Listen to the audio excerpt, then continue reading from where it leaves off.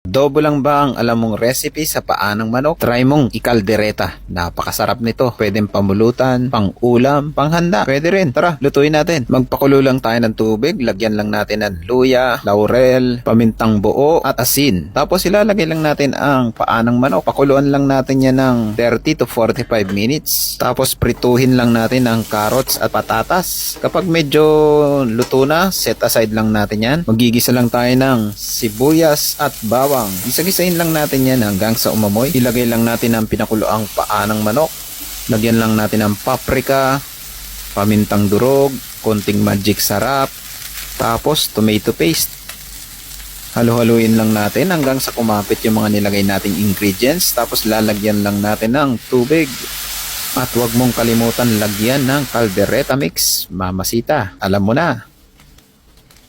Tapos halu-haluin lang natin yan at ilalagay na rin natin ang pinrito nating patatas at carrots. Pati na rin ang bell pepper at konting siling haba para medyo may anghang, di ba? Ikaw, anong gusto mong luto sa kaldereta? Maanghang or yung sakto lang? Halu-haluin lang natin yan hanggang sa maluto yung mga gulay na dinagdag natin. Depende na sa inyo kung maglalagay kayo ng sabaw or okay na sa inyo tong ganitong nagmamantika. Masarap pulutan, masarap ulamin. Tignan nyo naman. Nako, sigurado. Napakasarap neto sa kanin. Kaya ano pang hinihintay mo? Lutuin mo na. Napakadali lang nito at napakasarap.